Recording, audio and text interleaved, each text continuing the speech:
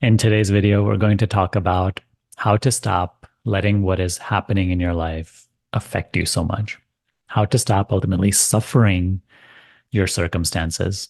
So, I want to share with you my experience and what has helped me the most. I've boiled it down to three main things that have helped me to become less and less affected by the coming and going fortunes of life. And hopefully hearing this will help you too. And you can put it into practice in your own life and see the results from them. So let's begin with what I consider to be the most important thing that we have to start with, without which even the other two are not really practicable, without which there's little to no capacity to go beyond being affected by what is happening. So the first thing is learning to seek wisdom in life rather than personal gain.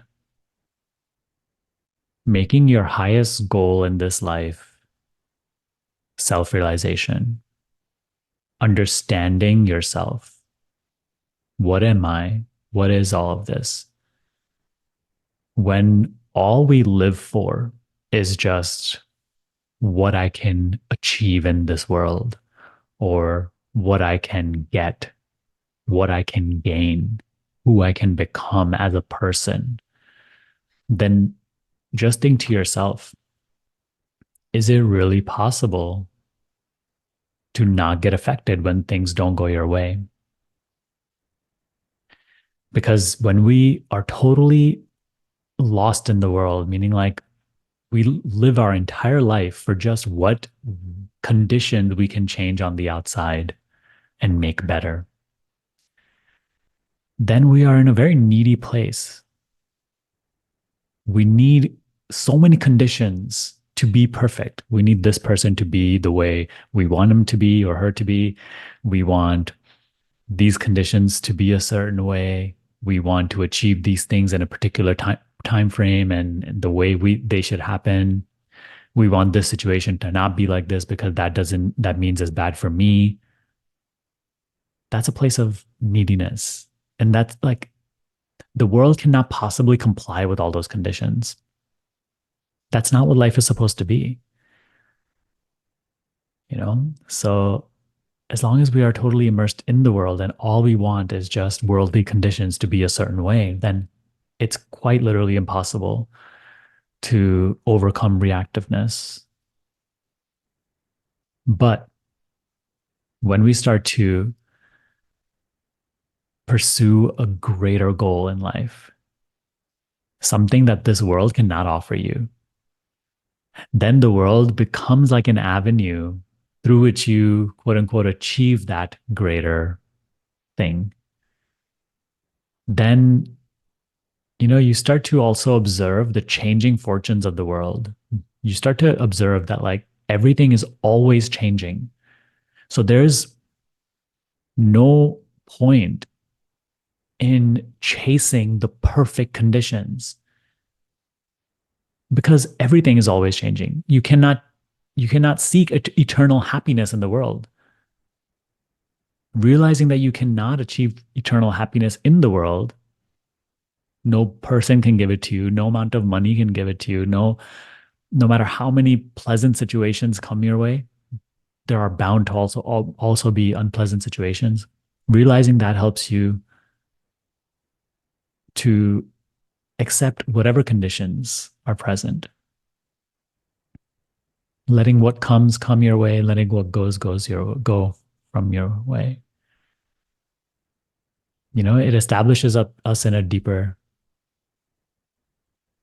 place in life from where we can practice the second thing,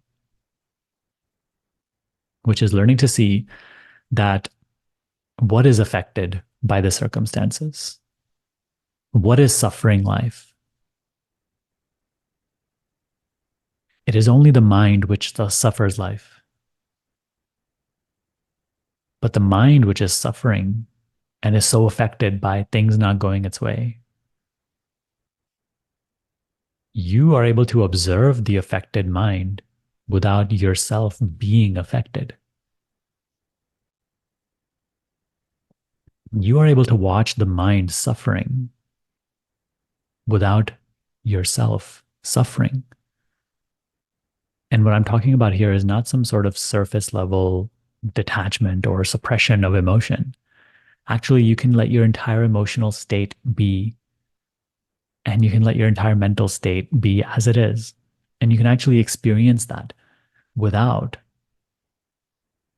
holding judgment towards it. You see, you start to grow in the capacity to experience all the different flavors of life, even suffering, while you are not suffering yourself. We start to detach our I amness, our beingness, our selfhood, our self from the experience which is coming and going. You see?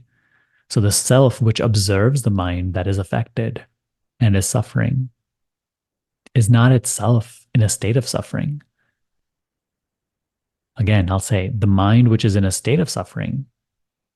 Notice how I said state. All states come and go, but the self which observes, the self which is aware of the state of suffering coming and going is not suffering. Your I amness is always pure. It is like the now. All sorts of experiences come and go in it without affecting it. Would you say the now ever gets damaged or suffering the contents of experience? No, right? The contents of experience shuffle around in the now, but they don't disturb the now. It is beyond the capacity to be disturbed. That nowness, I amness, is your truer nature. It is far more you than the body that is perhaps troubled, the mind which is suffering. How could you possibly come to know this if all you want is just the next experience? If you're totally immersed in the world, that's why today I led with, if we want to go beyond being affected by the world, we have to start seeking that which the world cannot give us. We have to seek wisdom rather than worldly conditions, because only then do we start to observe these many subtle truths about life, about how everything changes, about how no experience can bring us lasting happiness, about how the mind which is affected is not my self. I am not the mind which is suffering.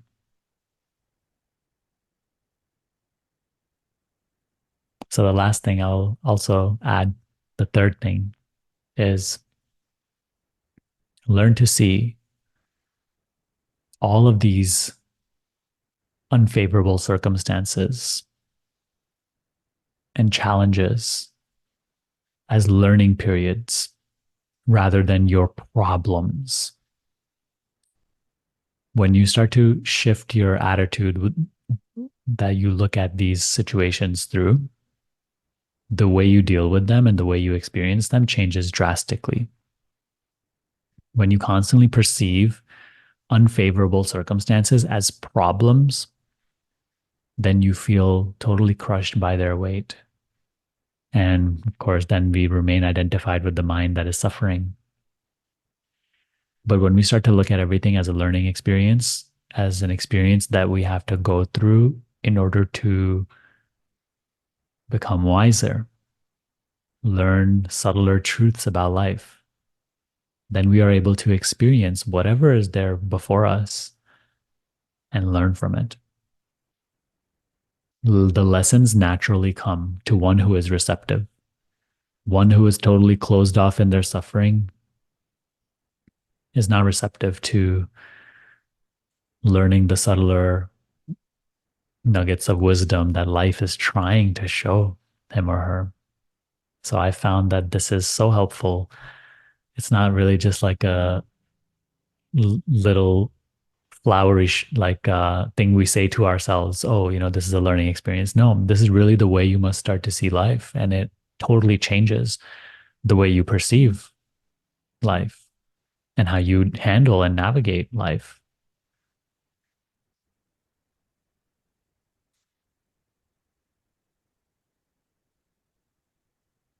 Learn to like be here now. And despite your circumstances, despite the state of the body, the state of the mind, see that you are simply present, alive, aware, unchanging.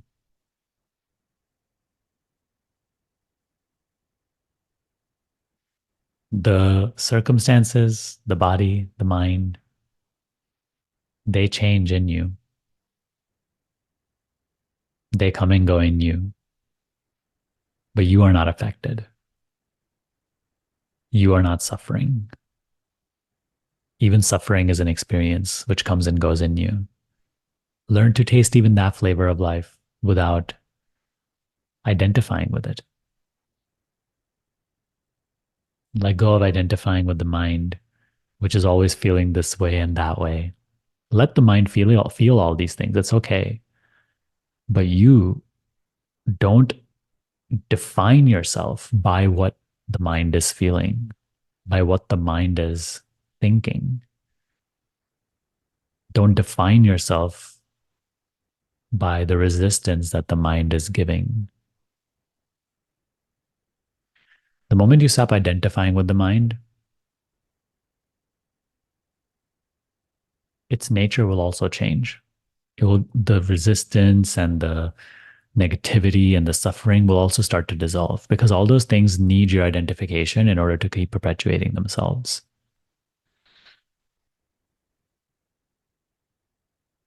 But when you start to discover who you are prior to the mind, subtler than the mind, behind the mind, from where you see the mind but don't suffer the mind, then suffering starts to go. Then you see that, hey, I am where I am. All is well. All is as it should be.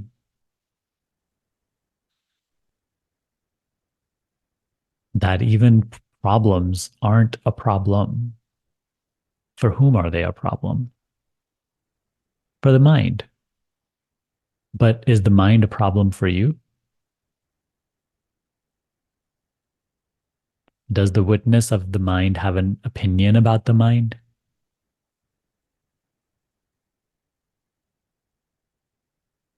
Any opinion that is arising is also the mind's opinion, which is also witnessed.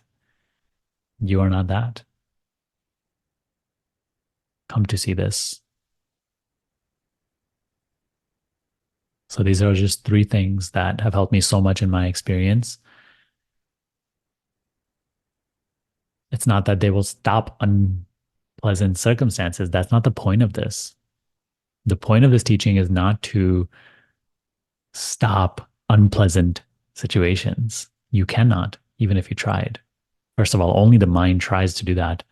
And even if it tries as hard as it possibly can, it will not succeed. That is the nature of experiences. They are diverse. They fluctuate between pleasure and pain.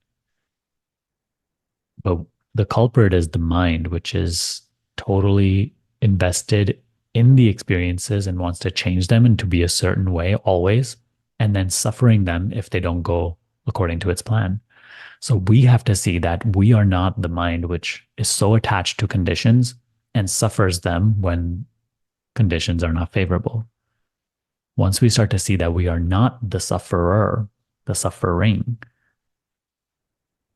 then you are already prior to and beyond. Then you are at peace. You are still. You are free.